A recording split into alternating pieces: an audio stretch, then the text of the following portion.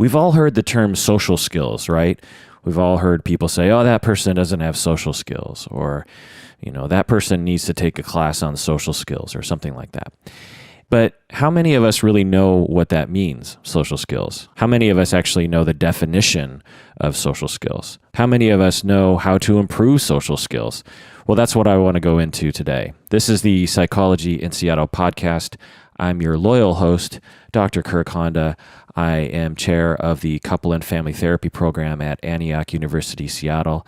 I'm also a practicing therapist. If you can, please go to our Patreon page and become a patron of the podcast. If you become a patron of the podcast by going to patreon.com, you will, in the future, gain access to exclusive material and swag and other things. Maybe Umberto will call you on the phone. I don't know. We'll see. But just know that patrons of the podcast will get special attention, if not half of our content or something like that. Anyway, so let's talk about social skills. But before I go, I want to read an email from patron Linden. So Linden is a patron of the podcast, which is partially why I'm reading his email here, because he is an actual patron. He says, "Dear Professor Honda, I'm actually not sure how to address you," he says. Should I refer to you as Professor Honda, or what should I refer to you as? I don't care how people refer to me as, but I will say that I like how Professor Honda sounds. It sounds kind of nice. People sometimes say Dr. Honda or just Kirk or Honda. I've often said that my friends will call me Honda and my strangers will call me Kirk. I don't know if that's just a guy thing, when you grow up, we all called each other by our last names. So, I don't know. Plus, in Asian cultures, people often go by their last name. They don't get, in formal language, you go by your last name. Honda-san, that kind of thing. Honda-san, actually. Anyway, I don't care. But if you want to make me smile, referring to me as a professor sometimes makes me smile. It's probably just a narcissistic thing, or prestige cultural thing. But, you can allow me that, right? Patron Linden. I don't know if you want to be called Patron Linden, but that's what I'm going to call you. He goes on to say, I was wondering if you could comment on the positive aspects of social skills. It's a complex and unwieldy topic, and I'd imagine some trimming and simplifying the message might be wise. Social skills seems to be a bread and butter topic in the U.S., but is still a little alien to me. One stumbling block to grasping it is that coming from Ireland, which is often gray, rainy, wet, not unlike Seattle, I hear. Yes, Seattle, I'm guessing Ireland. And if Ireland is often gray, rainy, and wet, then yes, Seattle is exactly the same. Although this year, 2015, we had a ton of sun and almost no rain for several months. And it was a little frightening to some extent because I just wasn't used to it, having been born and raised here. It was really nice. But yeah, it's from about October 1 until July 1 in Seattle, it's pretty much like 55 degrees Fahrenheit and gray and just kind of rainy. It's interesting in Seattle, people often say, oh, Seattle, it's raining all the time. But it's not like rain in other parts of the world. In other parts of the world, when it's raining, it's really raining. In Seattle, when it's raining, you don't even really need an umbrella because it's just barely raining. It's just a constant slight drizzle. We have, how it's purported that the Inuit people have 1,000 words for snow, which I think is apocryphal, but people in Seattle have 1,000 words for rain. There's drizzling and there's misting and there's rain, and there's torrents of rain, and there's all sorts of different, probably not 1,000, but anyway, and people don't often have umbrellas in Seattle because it's not raining to the point where you really need one.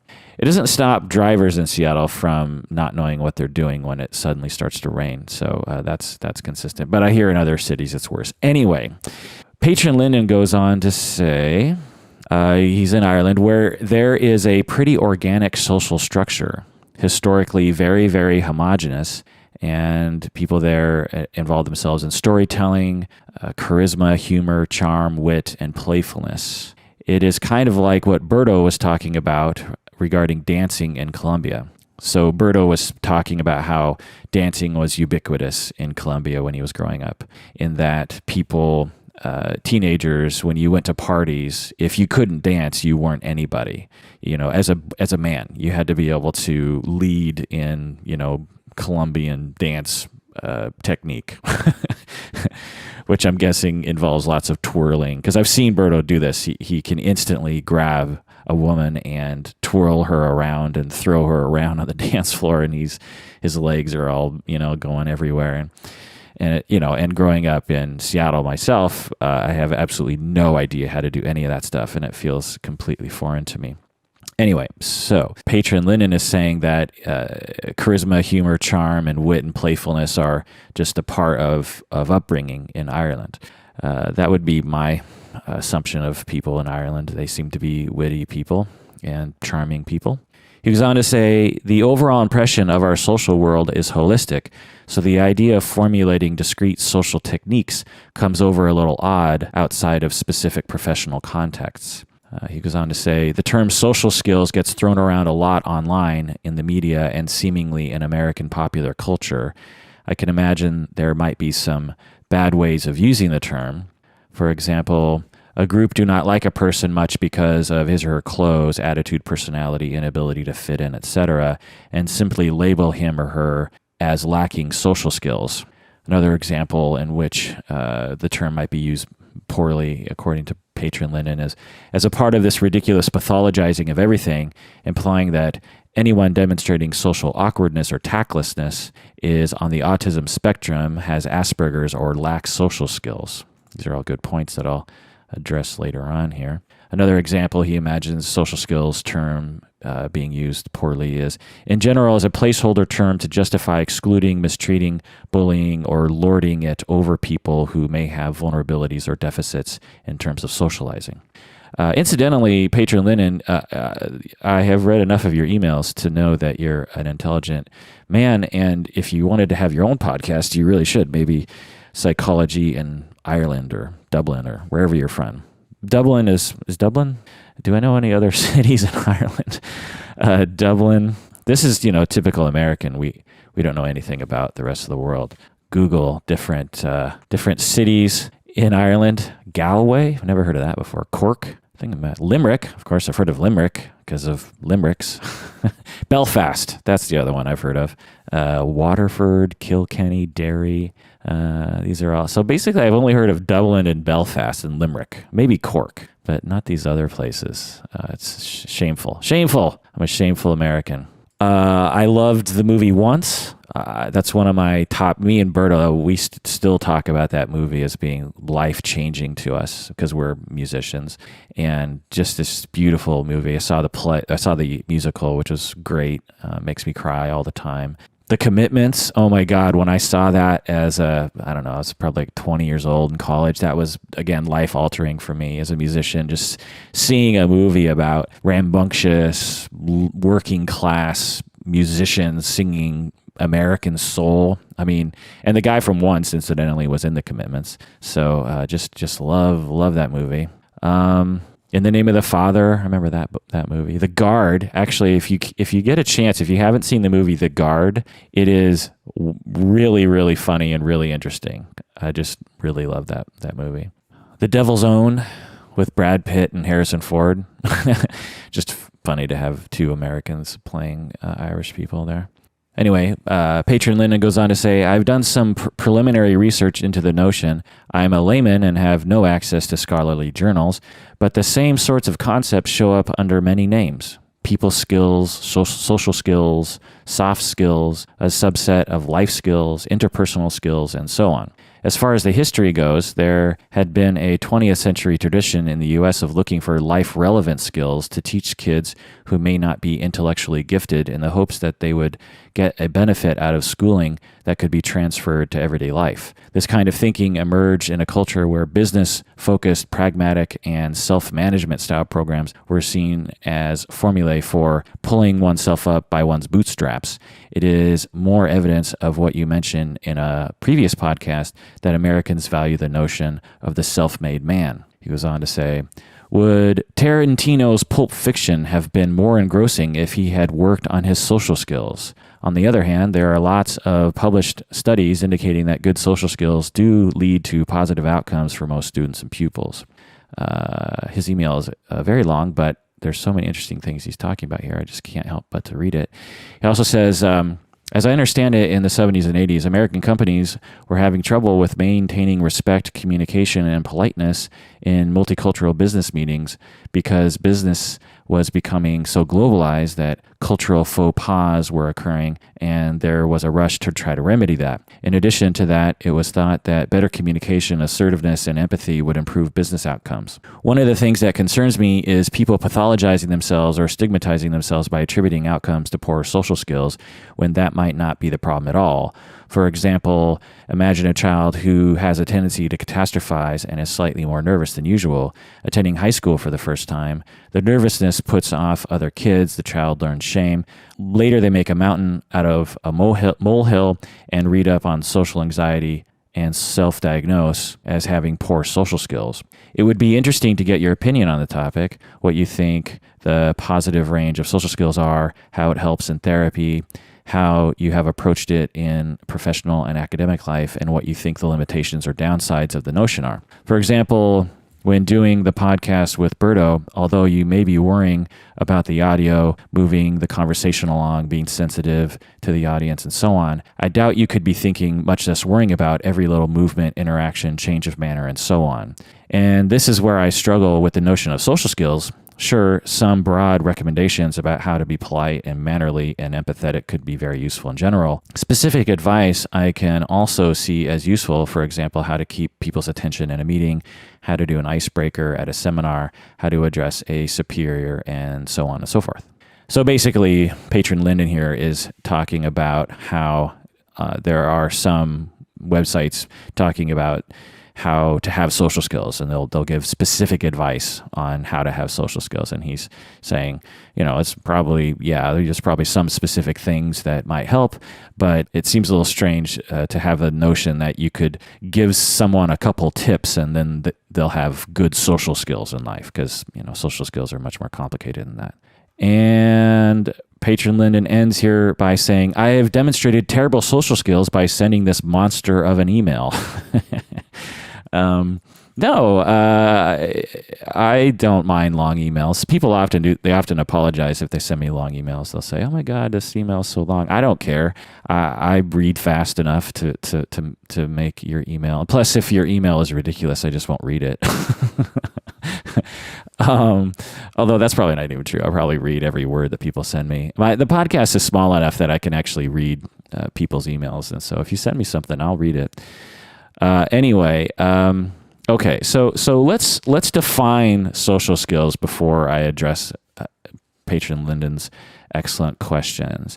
The first off is that he alludes to how there are different constructs, things like life skills and these kinds of things. So let's go over the related constructs to social skills. The first one I want to talk about is what they call social competence. This is actually a term that might be used more often than social skills in the research literature, in the clinical literature. And most of what I'm going to be talking about right here is the research and clinical literature. What's being discussed on the internet, I'll talk later. Because what's discussed on the internet is a bunch of lay people talking out of their ass, essentially. And so, everyone's entitled to talk out of their ass if they want to. I do it all the time. Anyway, so social competence is defined as the skills associated with successful interactions with others. And it's usually referred to interacting with other students in classrooms and teachers. And incidentally, a lot of the social skills and the related topics apply or are being used in school environments, which is interesting when you think about it. But, there's a lot of attention on having kids get along in school. There's not a lot of attention on kids getting along at home, but there's a lot of attention on kids getting along at school. The reason why, in my estimation, is because when you have one or two kids that are bothersome in your classroom, they will make your life terrible as a teacher and as a school administrator. And so there's a lot of effort to address that and to try to measure it and figure it out and change it. There's not a lot of people that care, there's not a lot of caring in our society as to whether or not kids are getting along at home. But obviously that's another environment where we should be more interested in. But anyway, a lot of the literature has to do with classroom behavior and the ability to learn and the ability to not get in trouble. They won't say that explicitly, but that's the way I'm interpreting it. So Social competence is often interchangeable with the ability to get along well in class and learn. So social competence includes things like cooperating with others, having empathy, caring about other people's feelings, after you empathize and understand people's feelings, not being aggressive, and not withdrawing. So that's an important part, is not only are they not being aggressive, but they're also not withdrawing from the situation and isolating themselves. So those are things involved in social competence. Another related term is classroom adjustment. Is defined as children's behaviors and attitudes associated with learning at school, such as positive attitudes about school, the ability to cooperate, and the ability to be independent in class when needed. Another term is school readiness. School readiness is defined as the mastery of certain basic skills or abilities which assure success in school, such as the ability to read, basic math skills, and social skills. So school readiness involves social skills, but it also involves certain basic learning skills like math and reading. Another term that is often associated with social skills is the concept of executive control. This includes elements of modulation of attention, the ability to pay attention to things that you should be paying attention to, the ability to modulate your emotion appropriate to the situation, and the ability to modulate your behavior to reach one's goals in the moment. So executive control is perhaps synonymous with social competence, but some research will say that it's different and that it has to do with more control elements of your behavior and your emotions and your thoughts and that kind of stuff. Another term that is associated with social skills is social intelligence. It was first introduced by Thorndike in 1920, and it refers to the ability to take another's perspective, not objectifying others, humanizing others, the ability to be motivated to attend to others. So not only noticing other people, but also motivated to attend to them.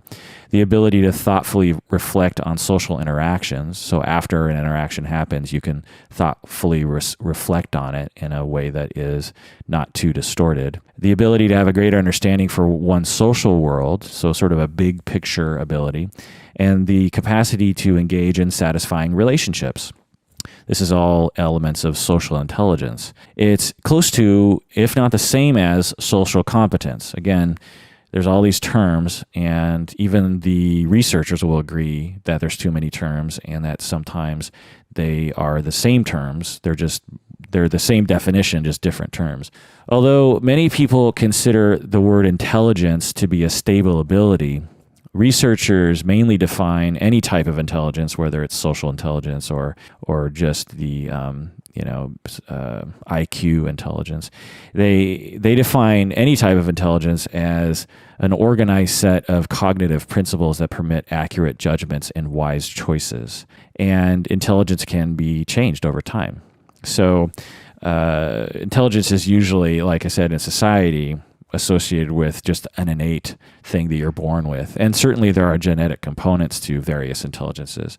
But researchers understand that you can actually raise someone's intelligence. You can actually raise someone's IQ, for instance. Another term that is associated with social skills is emotional intelligence, or EQ. And this is the ability to monitor one's feelings, the ability to monitor other people's feelings, the ability to differentiate between my feelings and your feelings, and the wisdom to use information about everyone's feelings in a satisfactory manner. So it's the emotional intelligence of yourself and others, and the wisdom associated with that. Okay, so now finally, social skills. How might we define social skills? There's many definitions.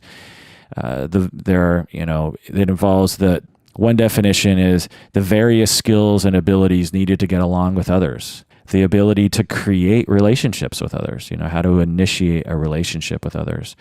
And you can see how this applies a lot to school because, in school you often meet new people. The ability to maintain satisfying relationships with others.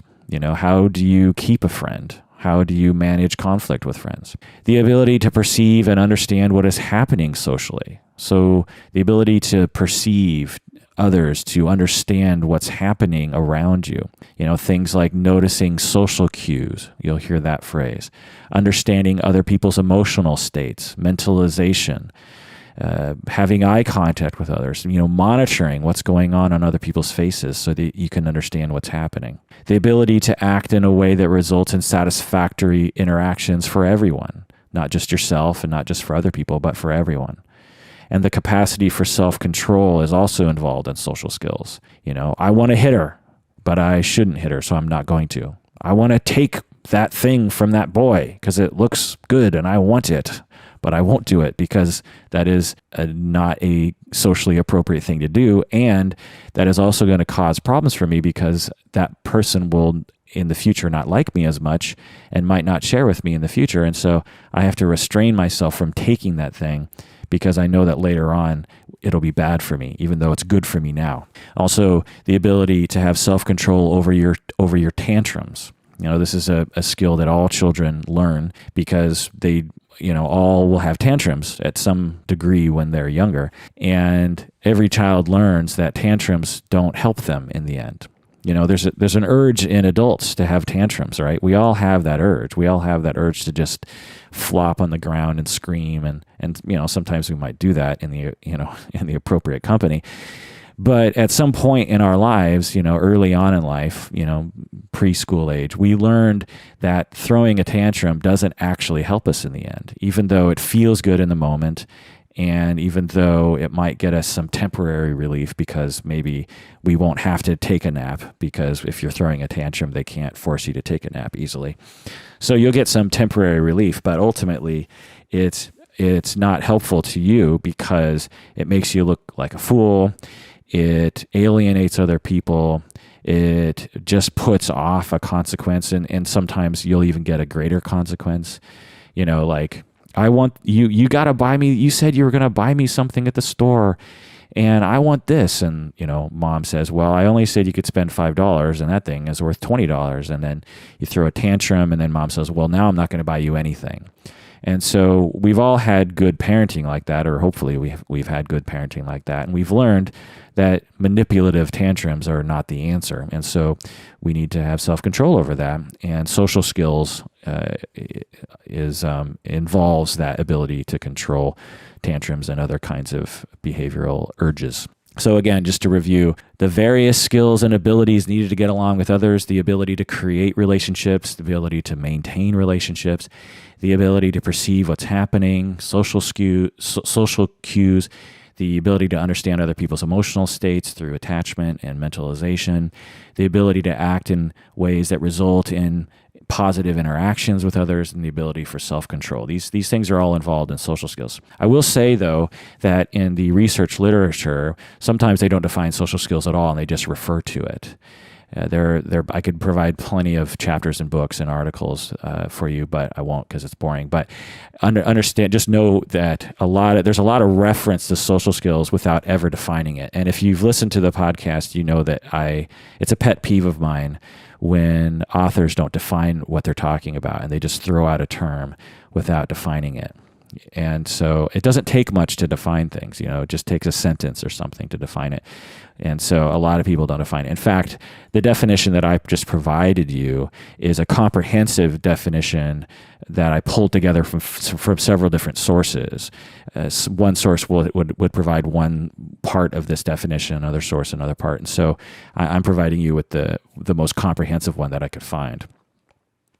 All right, so again, just to review the different constructs here, social competence is one that you'll hear a lot.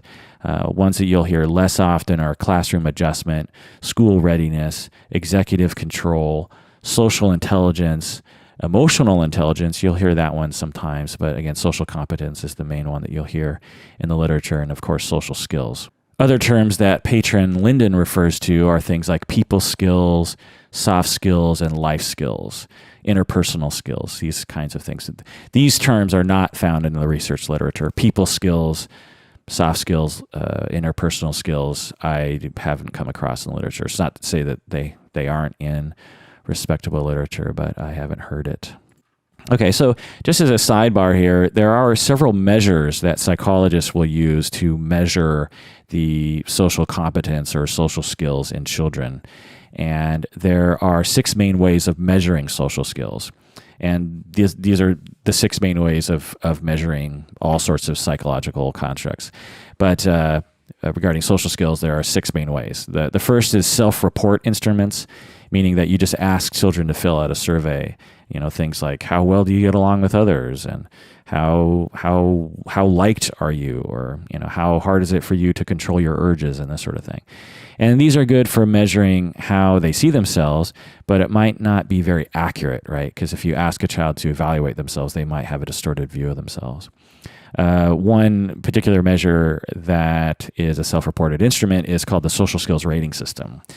And there's the benefit to this form of measurement is that it's not very expensive, because all you have to do is ask a kid to fill out a survey for 30 to 60 minutes, and then you're done. So it's pretty inexpensive, but it's not very accurate, like I said, because you're asking someone to evaluate themselves. And part of social skill or social competence is the ability to accurately reflect on yourself. And if you lack social competence, you might lack the ability to accurately reflect on yourself. But it's one way. It's one way to evaluate social competence or social skills. Another way is to interview. And this is good in that it gathers holistic information. It gathers the big picture of the child's social skills and the context in which the child exists. The self-reported instrument might not pick up on the environment in which a child is. Perhaps the child is, he's a black boy in an all-white school. Well, interviewing will get at that, because the interviewer will naturally look around and see that and say, oh, well, what is it like being an African-American child in an all Anglo-white school? And so interviews will potentially capture those things that might not get captured in a mathematical instrument. But the downside to the interviewing technique is that it can be potentially biased by the interviewer and the report writer. But interviewing is another way, as opposed to self-reporting instruments. Another one is behavioral observation. This is perhaps the best way to evaluate social competence and social skills, is because you directly observe a child in his or her environment and you code the behaviors. And but it's very expensive, because you can imagine if you pay a psychologist or a psychological assistant to sit around the schoolyard and observe a child for several hours, because it probably takes a long time, and code all their behavior, and then tally all the coding and then write the report. You can imagine that would be pretty expensive, but it's perhaps the most accurate.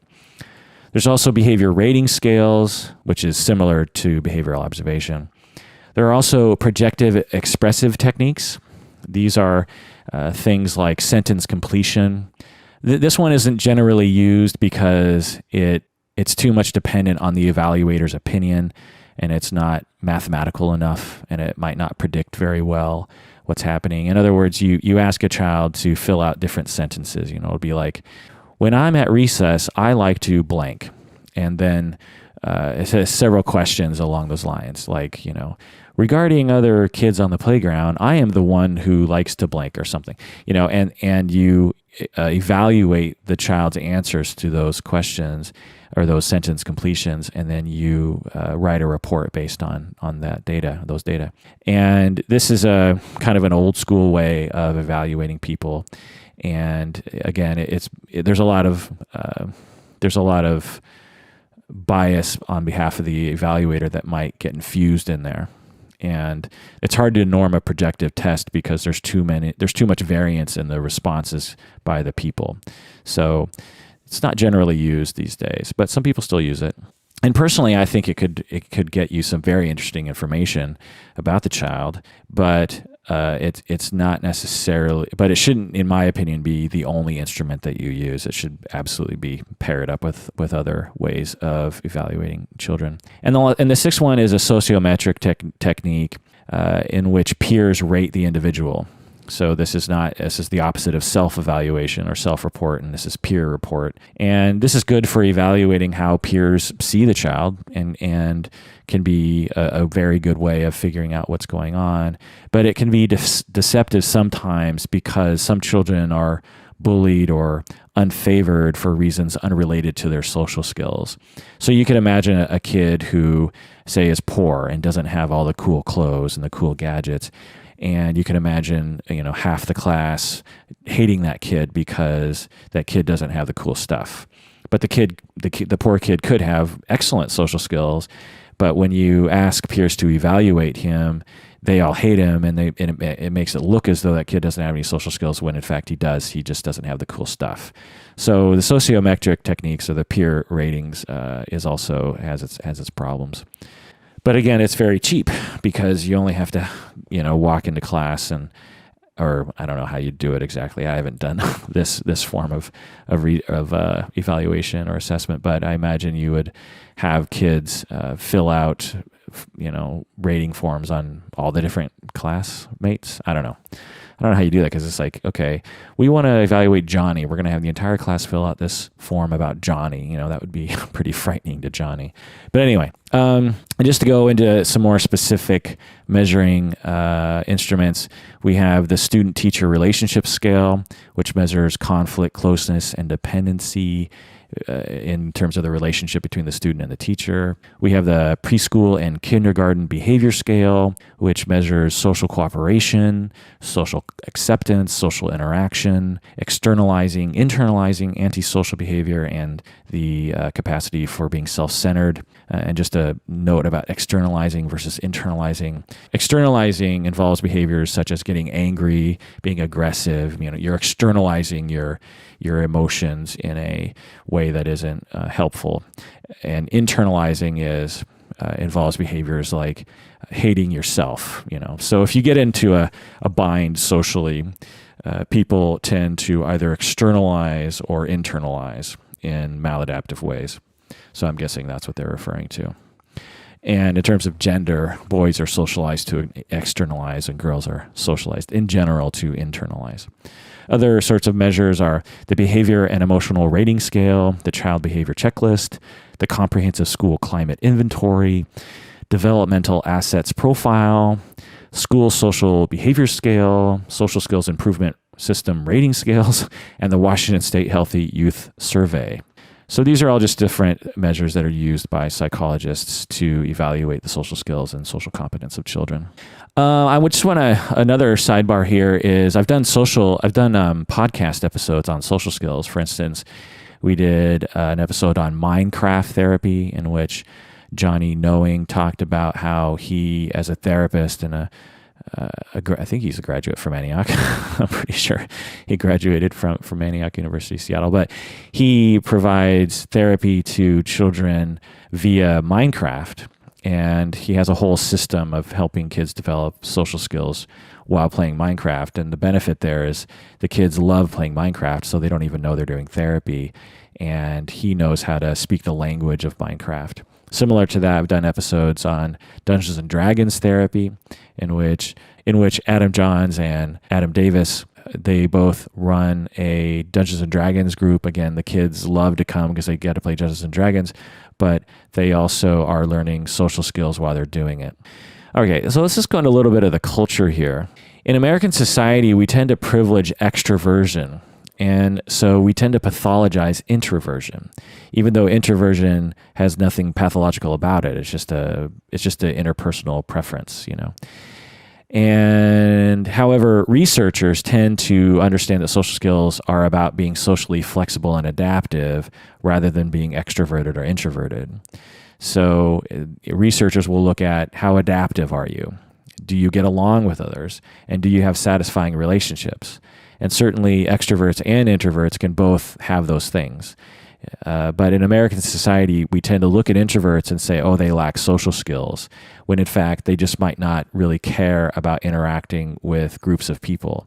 So, say you have, 30 kids in your class, in fifth graders or something, and there's a couple kids in the class that don't ever participate in larger group activities and don't seem to have very many friends, but they do have some friends. Well, we as a society tend to look at those kids and say there's something wrong with them because they're not interacting with the group, and they tend to alienate themselves when there's a big group activity. Whereas these other kids over here thrive in that activity, and they stand up and they participate, and all the kids love them. And so we tend to privilege the second kids as opposed to the first kids, when in fact the first kids could be perfectly happy and lead perfectly wonderful lives and just have a select few friends that they interact with occasionally and are totally satisfied with that. And there's nothing wrong with that. So it's just an important note to make. Also, in our culture, I tend to hear the term social skills used in a lot of problematic ways. I hear it being used to label problematic behavior in children and adults. It's just whenever you see problematic behavior, it's labeled as lacking social skills.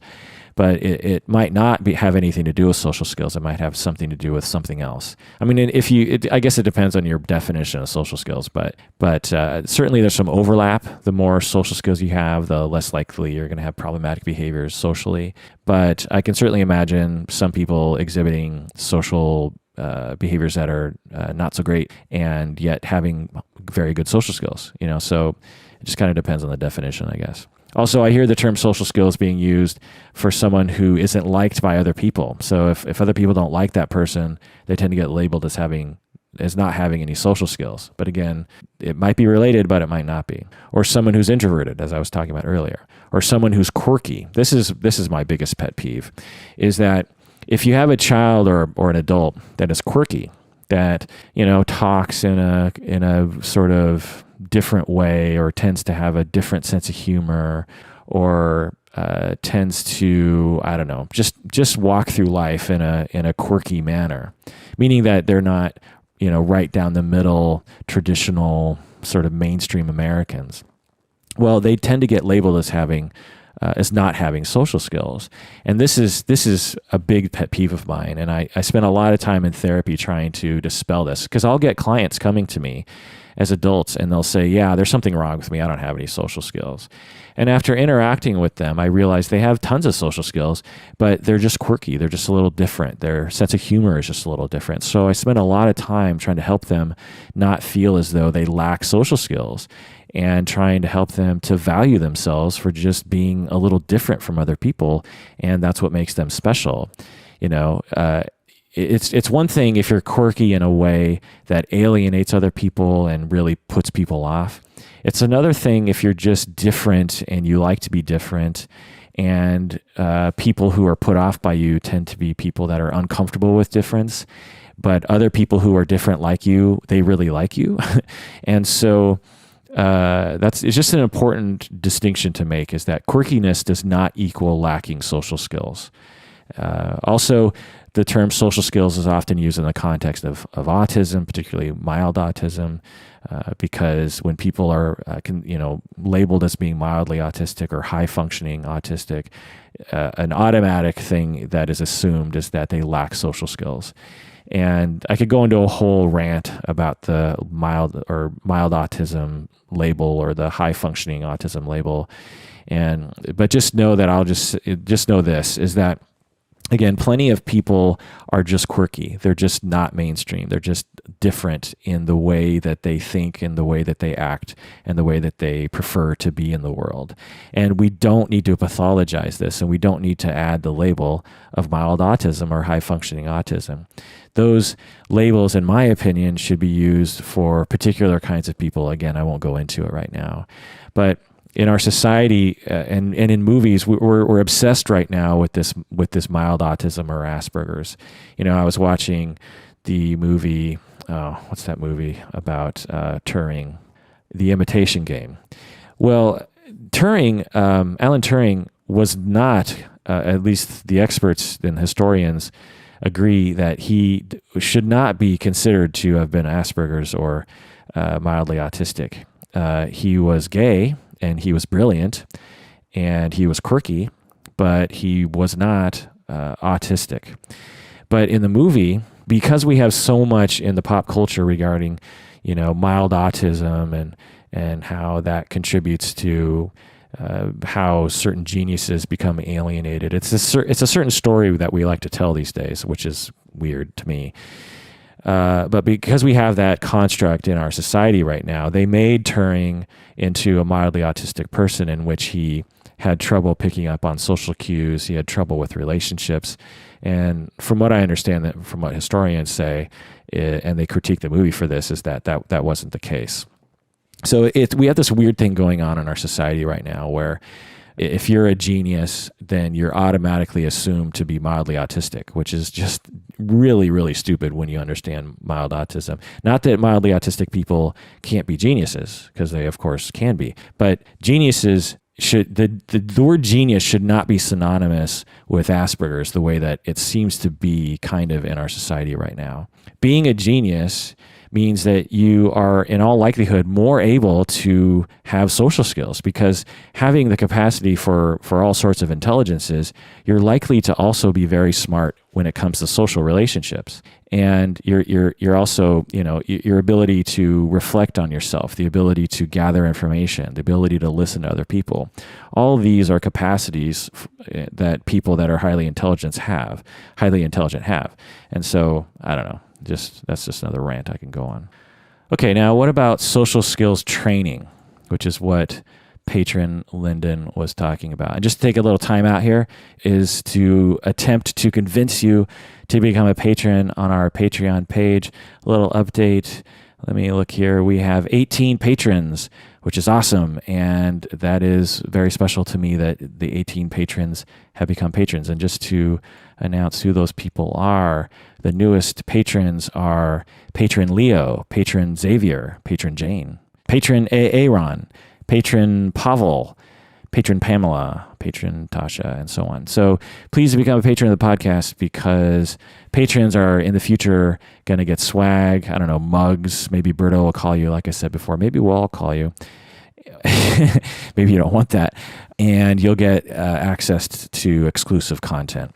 So please become a patron. Let's take this podcast to the next level, and let's create a family here. I'm already feeling like we're creating a family here. I feel like Patron Linden, for instance, with all of his excellent emails, I feel like he's becoming just an extension of the podcast, which I want to do with all of you patrons. If you want to. If you don't want to, you can just become a patron. You don't have to interact with us at all, but I know that a lot of you do like to interact with us, and so please become a patron and interact. Have some social skills, people. Have some empathy for my situation here, and know that I have a lot of things that I have to do in my life, and the podcast I really want to do, but in order to justify my time in it, it has to produce at least some income. And wouldn't it be nice if I could have that happen for me and for Berto and Paulette? One of the reasons why you're not hearing Berto and Paulette in the most recent episodes is because they're busy with work and whatnot. And if they got paid, they'd be on the podcast a lot more. So let's become patrons, people. All right. So getting on to social skills training. We get training for 99.9% of our social skills via our natural capacity for empathy and learning as children. We learn from our families, we learn from our peers as children how to interact with other people. The vast majority of us don't need any social skills training, any direct, formal training, because we just pick up on it over time. All the social skills, I've never taken a social skills class myself, at least I don't remember having taken one. Maybe I had one when I was a kid, but I don't remember it. But all the social skills that I have, I learned just by being a human being, because we're born, our brains are such that it's set up to allow us to learn that. And so as soon as we're born, we start observing the interplay between ourselves and others. We observe the interplay between other people around us. But some people have different brains, and they might need an extra boost. And some people are raised by people who lack social skills, and they might need an extra boost. And some people are raised in abusive or neglectful environments, and they might need an extra boost. And there's a lot of research showing that when you are raised in an abusive or neglectful environment, that your social skills will suffer. And so people who have deficits in social skills might need extra training. And that's where social skills training and therapists come in. Basically, with social skills training or social competence training, we want to help people with their social skills so that they can be happier, so that they can have more satisfying relationships. That's the main point, in my opinion, and others share that opinion. But some people want social skills training to help people to become more productive at work or in school. And I think, that's fine if that's what the individual wants, but it seems a little, I don't know the word for it, draconian, or seems a little capitalistic to train people's social skills so that they can be productive at work. It just seems a little shady to me. Also, some people want to teach social skills to people so that they pay attention in class, so that they do better in school. And although I totally think that we should help kids with their school behavior and, doing well in school, I consider it much more important that children be happy and that they have satisfying relationships.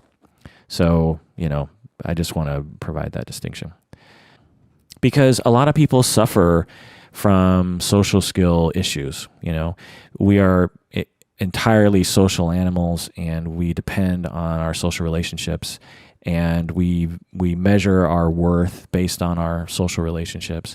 And so if you have deficits in social skills and are therefore suffering socially, then a wonderful thing for you and for others is to provide you with social skills training so that you can have satisfying relationships and you can please other people more easily. And the main thing is stigma, I think, because people now, particularly in Seattle, they want to learn yoga, for instance. And so they'll take a class on yoga. It's, ubiquitous in Seattle. There are yoga classes going on all the time. I've taken yoga classes. People say, I want to learn yoga. Boom, they go to a yoga class. No stigma, no shame. In fact, they're probably rewarded socially. Oh, you do yoga. You're walking down the street with your yoga mat. You're a cool person. Depending on your point of view. But when it comes to social skills, how many people say, I lack social skills. I'm going to go to a social skills group, and I'm going to walk down the street with my social skills book, and people are going to look at me and say, oh, good for you for learning social skills. No, people don't do that. We shame people who lack social skills in our society. We think that there is something inherently wrong with them. There's something very wrong with you if you need a class for social skills. But really, all of us could benefit from this. I mean, even people with, pretty good social skills could learn. I think we could all benefit by being inspired to be more empathic and being more attentive to others and more aware of ourselves. As a therapist, I certainly help a lot of people with that. Wouldn't it be wonderful if we had classes like this all the time for people? I think it'd be great.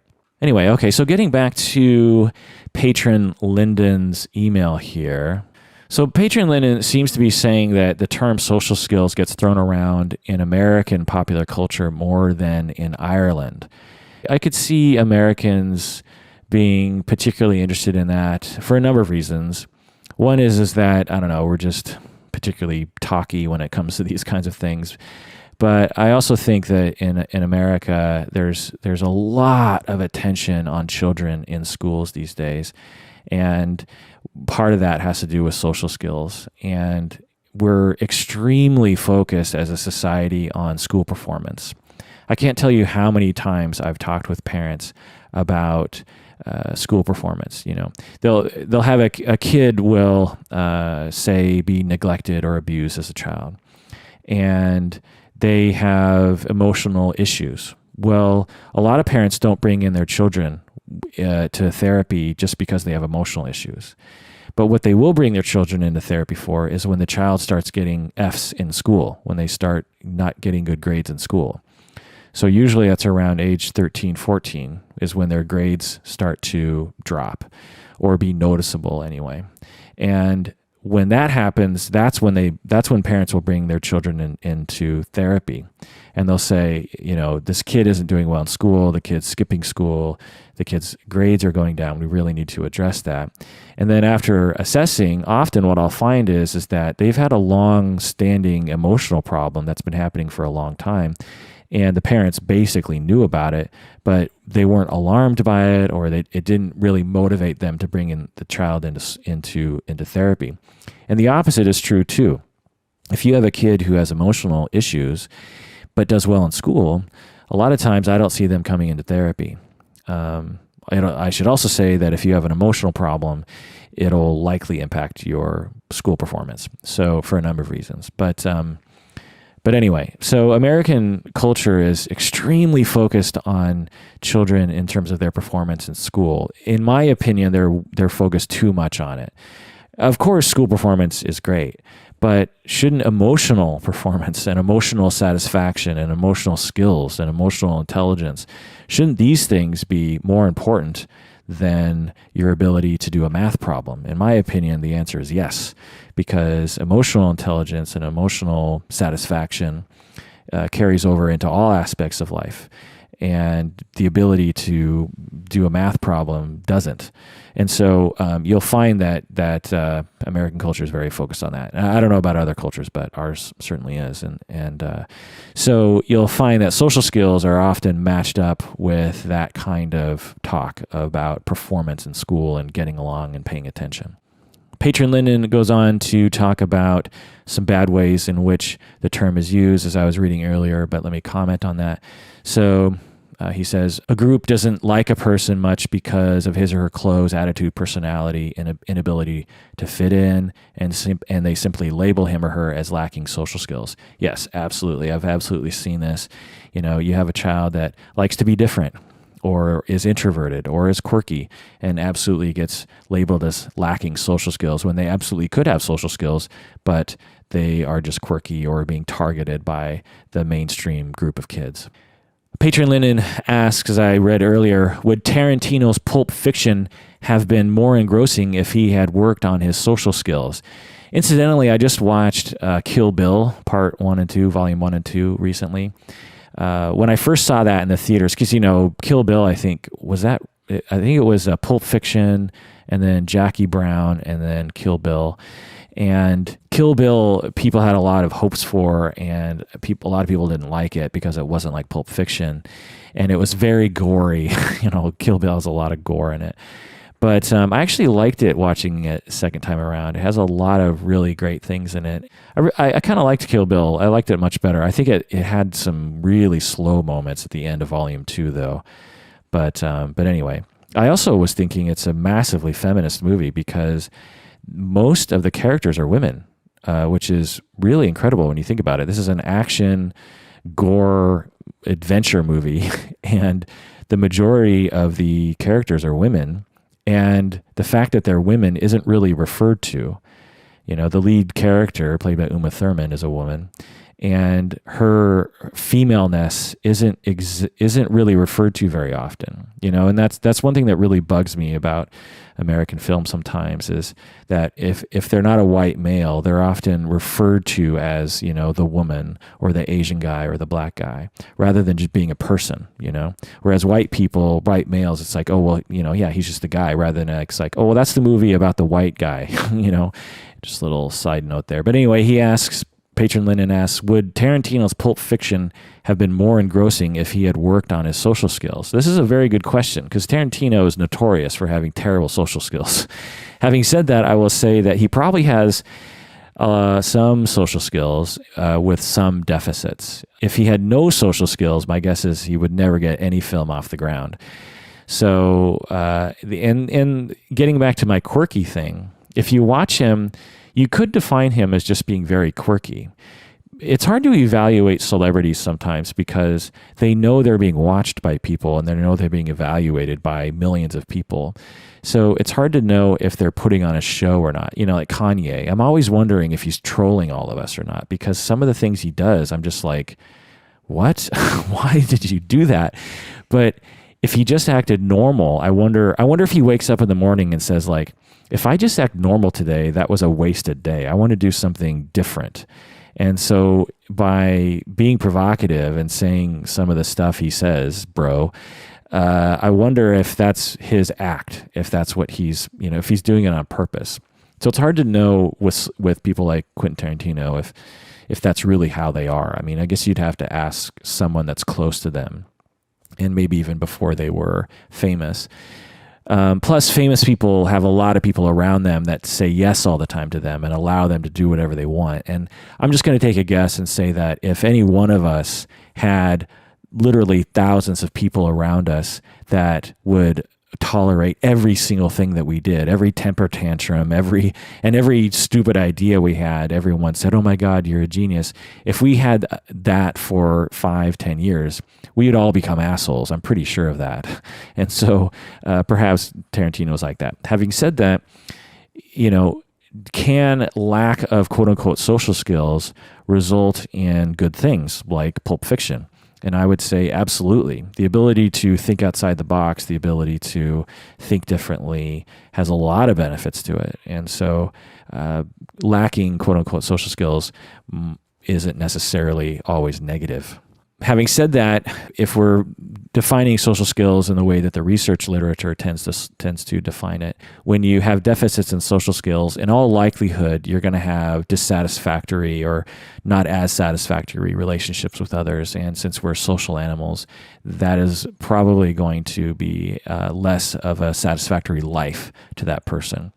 And so again, we have to distinguish between quirky and weird and eccentric with lacking social skills. You can have lots of social skills. The ability to have empathy, for instance, we could all agree is probably a good thing for everyone. The ability to care about other people, the ability to perceive emotion in other people. These are important things. Now, you could be quirky and weird while you do that.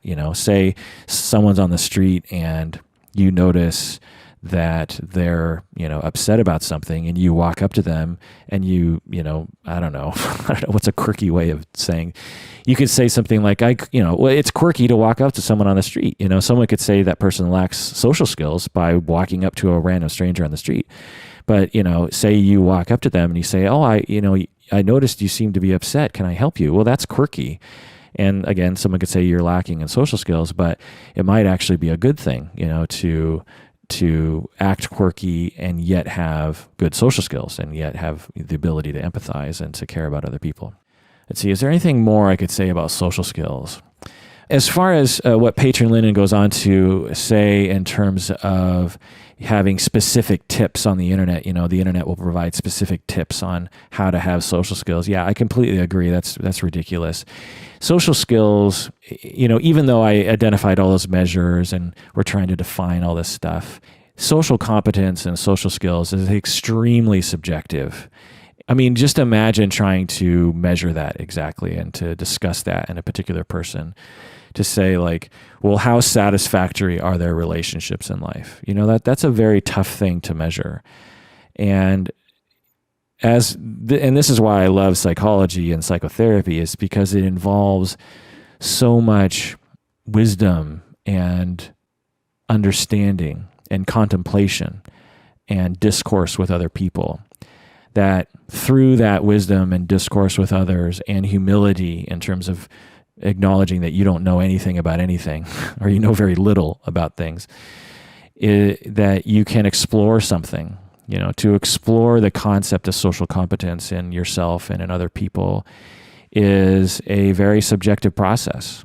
And I revel in that. Some people hate that and they try to numerically measure these things. That's where all those measures come from. They're trying to assign a number. This kid is rated as having X amount of social competence. And I think that's ridiculous. I think the measures are fine if you're using them responsibly. But the whole concept of social competence is culturally based, is individually based, is contextually based. And so I just encourage everyone to think of it that way and to really think of all things regarding the human experience to be that way. Depression, anxiety, existential anxiety or existential satisfaction. All these things require a lot of thinking and a lot of wisdom to even begin to talk about. And so I want that to be known. And so that's just how I see it. All right. Well, thank you, Patron Linden, for your long, culturally competent email. Again, please go to patreon.com if you like episodes like this, where I talk about theory, which I know a lot of people do. One way to encourage me is to become a patron of the podcast. One of the things that I think about is how much time I want to invest in this podcast thing. And it requires a lot of time. Each podcast will take me hours of research and recording and editing and posting and da-da-da. There's just so much that goes into it. And, there are many weeks where I'm tempted just to mail it in and just talk into the microphone for 20 minutes and sort of ramble the way that other podcasters do. Believe me, I've listened to a lot of podcasts and they drive me crazy when they don't prepare and when they just sit down and just ramble aimlessly. It bothers me. And so I could do that because that would require very little time for me. But I have this feeling that there are enough of you out there that value this product to become patrons and actually, dedicate a certain amount of funds per month to make this thing into a much more useful thing for you. I might actually do the prep work for the patron-only episodes. I might do the light episodes for the general public, and I might do the more theory-heavy, research-based episodes just for patrons. And so if you like these sort of episodes, I recommend you become a patron because then I will know that that's the sort of thing you want. The other thing is that I'll respond much more to the patrons' requests and to their emails, because they're patrons. Oh, actually, there's one more thing I wanted to talk about regarding social skills. So there's this book called The Handbook of Child and Adolescent Treatment Manuals that I have in here. And there's a chapter here written by LaCroix called Social Skills Training. And I'm just going to provide a brief overview of what their manualized social skills training program looks like.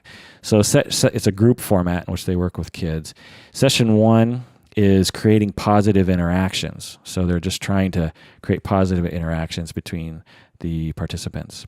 Session 2 is getting to know others and starting conversations. So it's icebreaker kind of stuff. Session 3 is how to make requests. So it's teaching them how to get more of what you want. So perhaps they start with that because it's like, well, everyone has wants, and so maybe they can hook them by helping them to get what they want and how to make socially competent requests of other people. Session 4 involves expressing your needs and your feelings directly. So how to express your feelings directly and confidently. Session 5 is how to say no. So they have a whole session dedicated to saying no. Session 6 is asserting your rights and telling it like it is. So, session 7 is identifying how others feel, the art of empathy. Session 8 is dedicated to dealing with all those in authority. So how to deal with authority. Session 9 is responsible decision-making and how to think about it before acting. Session 10 is learning to negotiate and learning conflict resolution. Session 11 is dedicated to asking for help. So that's just one manualized social skills training provided by LaCroix that I wanted to provide to you, just to give you an idea of what a social skills training program can look like.